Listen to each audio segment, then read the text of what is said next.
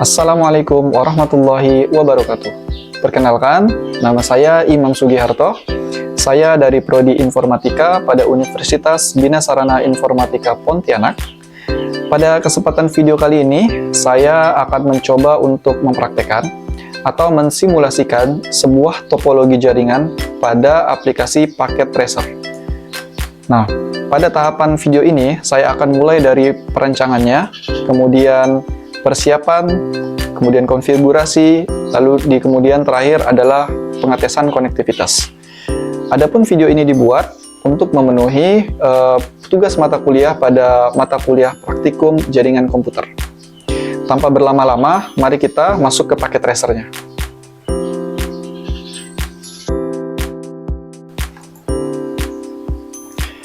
Baiklah, sekarang kita sudah masuk di Cisco Packet Tracer. Untuk persiapannya, mula-mula kita akan menentukan jenis topologi apa yang akan kita simulasikan.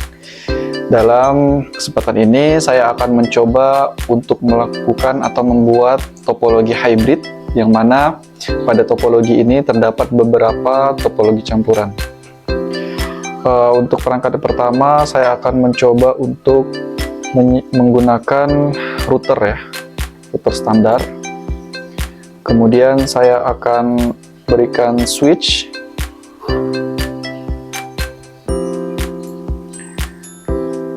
Di switch pertama ini kita akan membuat jaringan untuk kabelan. Kemudian di switch yang kedua kita akan kombinasikan juga topologi star, namun dia berbentuk jaringan wireless. Di sini saya akan menggunakan access point. Kemudian perangkat-perangkatnya, di sini saya akan meletakkan sebuah server, kemudian sebuah PC, kemudian sebuah printer.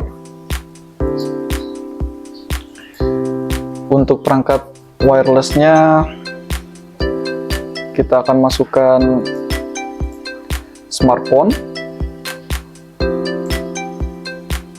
kemudian laptop mungkin ya, sebuah laptop. Selain itu, di jenis jaringan ini kita akan mengimplementasikan jaringan IoT ya. Di sini kita akan mencoba menggunakan perangkat kipas angin gitu ya, atau fan. Kemudian lampu. Kemudian ini pemanas air. Bukan pemanas air nih ya, humidifier. Kemudian yang terakhir kita coba pintu ya. Nah, setelah perangkat-perangkat ini disusun, kita akan mencoba menghubungkan antara satu perangkat dengan perangkat lainnya. Kita di sini akan menggunakan kabel Cooper Strike Through untuk mengkoneksikan antara router ke switch pertama. Kemudian kita hubungkan juga dari router ke switch keduanya. Antara switch ke server, switch pertama ke PC, kemudian juga ke printer. Untuk switch keduanya kita akan menghubungkan ke access point. Nah, di sini kita akan coba setting konfigurasi dari access point-nya. Kita akan beri nama WiFi-nya rumahku ya. Boleh juga disetting dengan passwordnya, misalkan 12345678. Oke, sudah kita keluarkan. Oke. Jadi perangkat-perangkat wireless seperti smartphone dan laptop akan terhubung ke access point-nya, juga termasuk perangkat-perangkat IoT-nya. Akan rapikan dulu.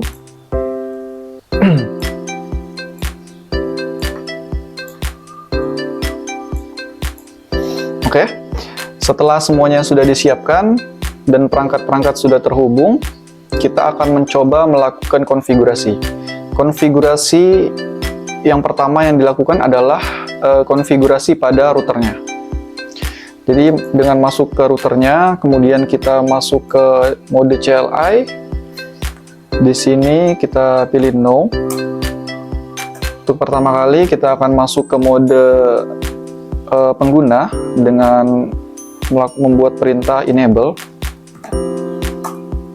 Kemudian untuk masuk ke mode global, kita akan menggunakan perintah configure terminal.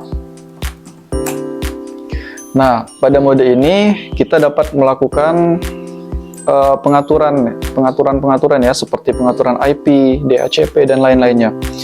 Untuk yang pertama kali, saya akan mengatur untuk IP gateway-nya pada interface FA 0/0. Kita akan masuk dengan perintah interface FA 0/0. Kemudian kita menentukan IP address-nya, IP address. Di sini saya akan menetapkan IP 192.168 kemudian 1.1 dengan 255.255.255.0 sebagai subnetnya. Kemudian kita akan mengaktifkan interface ini dengan perintah no shutdown. Nah, di sini interface-nya sudah aktif ya, sudah up.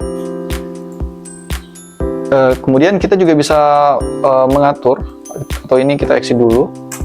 Kemudian kita akan mengatur IP DHCP untuk interface ini, sehingga nantinya perangkat-perangkat yang terhubung di interface ini akan mendapatkan IP otomatis dari si routernya. Kita akan setting dengan perintah IP DHCP full.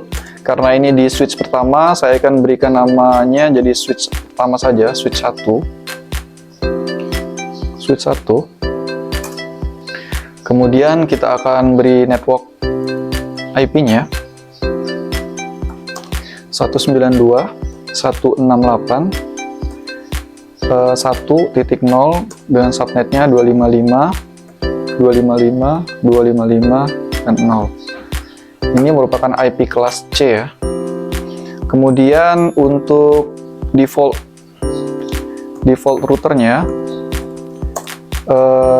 itu sama seperti IP interface-nya ya, atau IP gateway, yaitu 192.168.1.1. Untuk DNS servernya, DNS server, kita akan menggunakan IP 192.168.1.10. Nah, nanti kita akan setting server pada interface ini dengan IP ini.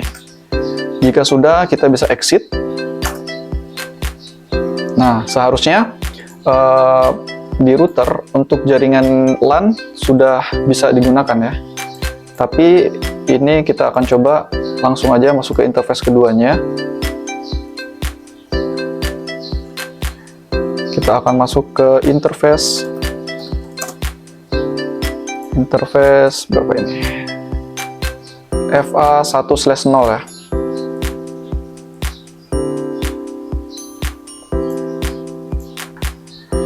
FA 1/0. Kemudian kita akan setting IP address-nya menggunakan IP address 192.168.2.1 dengan subnetnya 255, dan 255.0. Oke, setelah itu kita akan aktifkan interface-nya dengan perintah no shutdown ya. Nah, di interface ini sudah aktif juga, sudah up. Ini kita bisa exit. Kemudian kita akan men-setting DHCP juga untuk jaringan wireless ini agar perangkat-perangkat yang terhubung nantinya akan mendapatkan IP otomatis dari routernya. Kita akan setting dengan perintah IP DHCP full. karena ini di switch 2, kita beri nama switch 2 aja, switch 2. Kemudian networknya dengan IP 192.168.2.1.0, subnetnya 255.255, kemudian 0. Oke, kemudian default routernya kita akan samakan dengan IP gateway pada interface ini 192.168.2.1 ya. Untuk DNS servernya kita akan samakan ya dengan IP sebelumnya 192.168.1.10. Oke, jika sudah kita exit. Nah, setelah setting router ini, kita akan men-setting di perangkatnya masing-masing agar perangkat tersebut bisa menerima IP DHCP dari router. Pertama, kita akan masuk ke servernya dulu. Nah, pada server ini kita akan setting IP di server ini statik ya, karena IP DHCP-nya sudah disediakan oleh router. Untuk IP di server ini saya akan bikin 192.168.1.10 ya, sebagaimana yang telah kita setting tadi. Subnet masknya sama 255. Di sini juga IP gateway-nya 192.168.1.1 ya. Nah, ini DNS servernya 168.1.10. Oke. Perangkat seperti PC kita juga bisa mengatur IP agar mendapat IP DHCP. Nah, di sini nih sudah dapat nih IP 192.168.1.2 ini merupakan IP yang tadi kita setting. Artinya si PC ini telah mendapatkan IP secara DHCP dari routernya. Karena IP-nya sudah mirip seperti IP gateway. Begitu juga dengan printernya, kita bisa setting juga DHCP IP-nya. Jika berhasil, nah ini juga berhasil nih, IP-nya sudah sesuai dengan IP gateway-nya. Nah, untuk perangkat di switch kedua, kita akan menghubungkan smartphone. Pertama-tama kita akan setting dulu WiFi yang akan. Nah, jika IP-nya belum sesuai dengan IP DHCP, ini akan memunculkan IP yang berbeda ya dari subnetnya, dari IP gateway-nya. Untuk itu kita coba setting dulu. Ini WiFi tadi rumahku ya, rumahku. Kemudian ada passwordnya, tadi kita bikin 123456788. Nah, jika kita ganti statik, terus kita DHCP lagi, apakah dia berubah IP-nya? Nah, ini sudah berubah sesuai dengan IP gateway-nya. Berarti ini sudah connect ya seharusnya. Ya, kemudian untuk laptop juga sama. Kita setting ke wireless. WiFi-nya rumahku. Kemudian passwordnya 123456788. IP DHCP-nya harusnya dapat ya. Nah, ini sudah dapat juga. Perangkat seperti fan juga sama nih, wireless. Kita setting rumahku, passwordnya 123456788. IP-nya ganti ke DHCP. Ya, ini dapat juga. Kemudian lampu ya, lighting. Rumahku, passwordnya 123456788. Kemudian DHCP-nya, nah ini juga sudah dapat ya. Kita bisa keluar, kemudian perangkat home device. tidak sama. Rumahku. Kemudian IP-nya disetting juga di DHCP. Ini sudah dapat. Yang terakhir buat pintu. Rumahku, passwordnya 123456778. Kemudian IP-nya DHCP. Nah, ini sudah dapat juga. Nah, dari perangkat-perangkat ini sudah memiliki IP DHCP sesuai dengan IP gateway-nya. Ini sudah terkoneksi semua, baik di topologi jaringan star pada LAN maupun di topologi jaringan star pada wireless. Dan keduanya di bawah satu router, yang artinya ini juga jenis topologi dari tree ya, dari pohon. Kemudian selanjutnya kita akan mencoba untuk melakukan pengetesan konektivitas. Misalkan saya akan mencoba ping ya dari PC ke laptop. Ya, dari PC ke laptop. Caranya kita akan buka masuk ke PC. Kemudian kita masuk ke command prompt. Kemudian kita akan ping IP laptopnya. Di sini IP laptopnya berapa tadi ya? 192.168.2.3 ya. Jadi kita akan ping dengan IP 192.168.2.3 ya. Apakah dia dapat? Apakah dia merespon dan membalas? Nah, di sini timeout, tapi setelah itu ada replay. Nah, kita coba lagi, mungkin ada sedikit gangguan tadi ya. Coba kita ping lagi. Ping 192.168.2.3 ya. Nah, ini langsung di-reply ya. Artinya koneksi antara PC dan juga laptop dapat terhubung, di mana keduanya berada di switch yang berbeda namun dalam satu router yang sama ya. Metode kedua juga kita bisa dengan cara mengirimkan ini ya, PDU ya, misalkan dari PC ke printer gitu. Nah, di sini keterangannya sukses, artinya di jaringan satu switch juga mereka dapat terhubung. Lalu bagaimana penerapan untuk IoT-nya sendiri? Untuk IoT-nya kita akan menggunakan layanan pada server ya untuk konektivitas pada IoT. Untuk itu kita akan mengaktifkan service pada IoT. Kita akan aktifkan, kemudian kita akan daftarkan perangkatnya ke IoT monitor. Kita tunggu sebentar. Nah, sebagaimana server yang telah tadi kita bikin, IP-nya adalah 168.1.10 ya. Tapi sebelumnya kita harus membuat akun terlebih dahulu nih. Kita coba login aja dulu. Nah, kita sign up dulu. Kita akan tentukan username-nya. Saya akan kasih username-nya di sini, nama saya ya, Imam. Password-nya admin.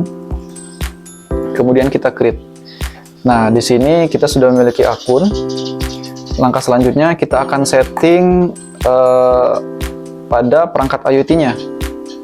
Kita akan setting di sini remote servernya, IP-nya kita pakai 192.168.1.10 tadi ya.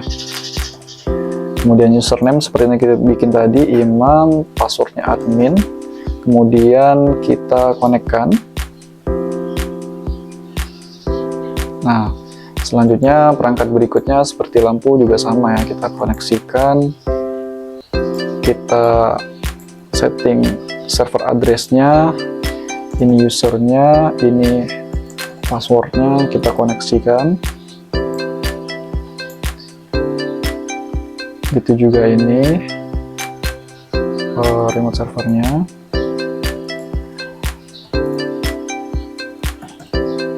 Kemudian koneksikan. Terakhir ini pintu. Remote servernya kita koneksikan. Oke, ini seharusnya sudah bisa terhubung ya perangkat IoT-nya. Untuk mengetahui ini sudah terhubung atau belum, kita akan coba remote menggunakan smartphone aja ya.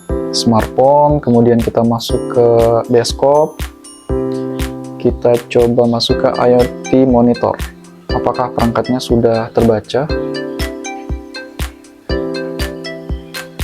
Kita akan masuk ke IP-nya 1.10, username-nya Imam, login. Nah, di sini sudah kelihatan ya perangkat-perangkat yang terhubung di server kita untuk perangkat IoT-nya. Di sini kita bisa tes ya, kita bisa like, bisa low, bisa high, bisa kita hidupkan. Lighting-nya kita bisa on, bisa off, gitu kan? Bisa kita di sini juga on ya, merah di sini. Kemudian pintu bisa lock, unlock atau lock. Nah, jika demikian berarti perangkat IoT sudah sukses terhubung di jaringan ini. Kemudian selain IoT, di server juga kita dapat mengaktifkan beberapa service ya. Kita akan mencoba untuk mengaktifkan service DNS ya, Domain Name System ya. Jadi di sini saya akan mencoba membuat agar ketika kita mengakses sebuah website, kita akan diarahin ke website itu gitu. Di sini kita akan coba buat website bernama dengan domain rumahku.com gitu ya. IP address-nya 192.168.1.10. Jangan lupa di service-nya di on kan, kemudian kita add.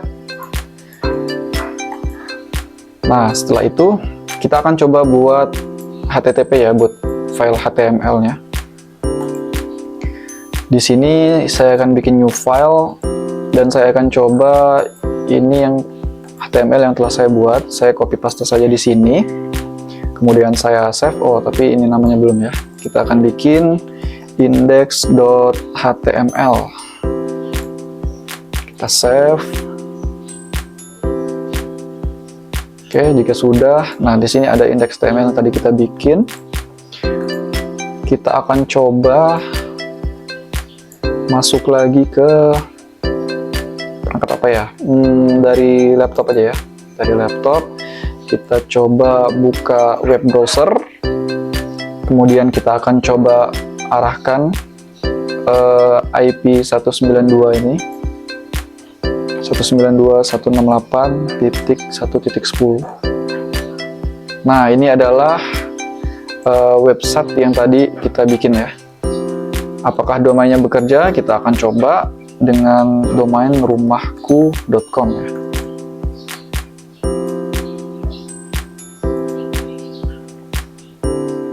Stop.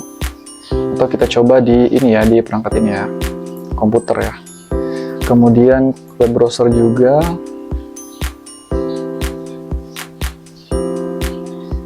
Kita tunggu sebentar. Nah, di sini kita langsung masuk ke website domainnya rumahku.com. Apakah berhasil? Nah, ini berhasil. IoT Hub Connected Living by Imam Sugiharto. Nah, jadi selain untuk perangkat IoT, juga server ini kita dapat mengaktifkan services seperti HTTP dan juga DNS.